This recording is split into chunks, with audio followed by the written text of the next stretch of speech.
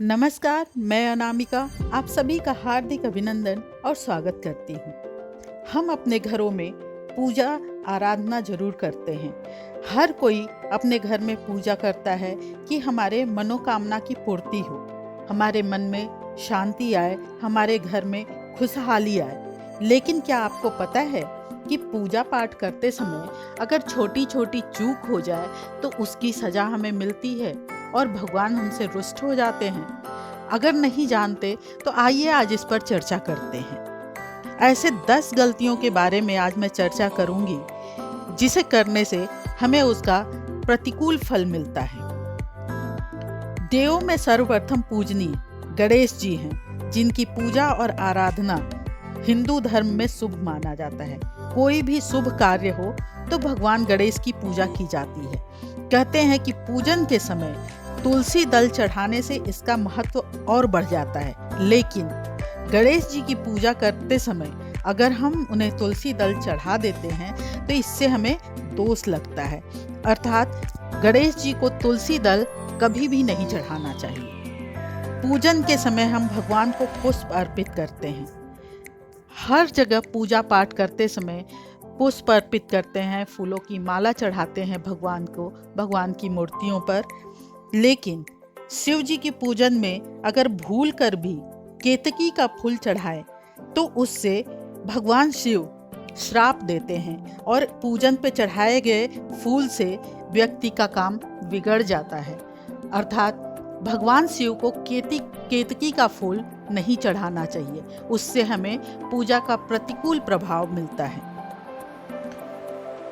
कहा जाता है कि भगवान की मूर्ति को स्नान कराते वक्त प्रतिमा को या भगवान की मूर्ति को कभी अंगूठे से नहीं रगड़ना चाहिए। इससे हमें पुण्य की जगह पाप का भागी बनना पड़ता है। वास्तुशास्त्र के अनुसार ऐसा करने से देवी देवता अप्रसन्न हो सकते हैं, जिससे घर में विपत्ति आ सकती है। तो हमेशा स्नान कराते समय इस बात का ध्यान रखना चाहिए। पूजा करते समय दीपक को कभी जमीन पर रखकर नहीं जलाना चाहिए, इससे अशुभता आती है और ऐसा करने से धन का खर्च बढ़ता है। दियों को हमेशा किसी थाली या ऊंचे स्थान पर रखकर जलाना चाहिए, कभी भी जमीन पर रखकर नहीं जलाना चाहिए। पूजन के वक्त कभी अगरबत्ती न जलाएं।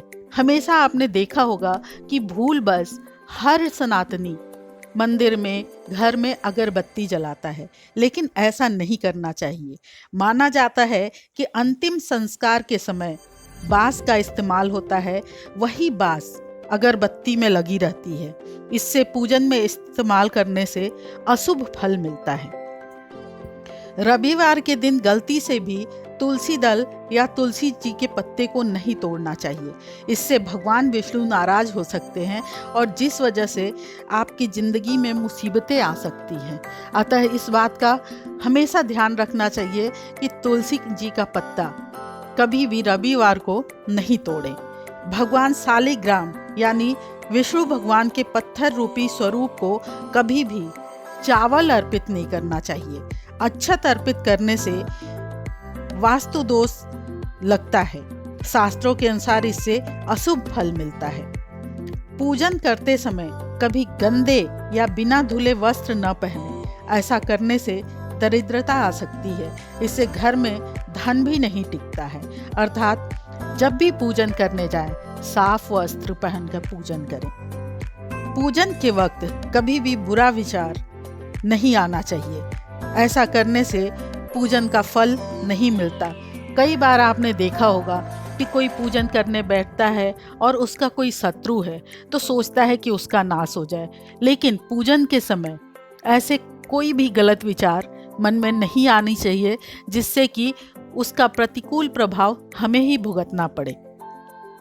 पूजन में चढ़ाए गए पुष्पों के सूख जाने पर उन्हें किसी भी गंदी जगह पर नहीं डालना चाहिए। इससे भी प्रतिकूल प्रभाव झेलना पड़ता है और हमें पाप का भागी बनना पड़ता है।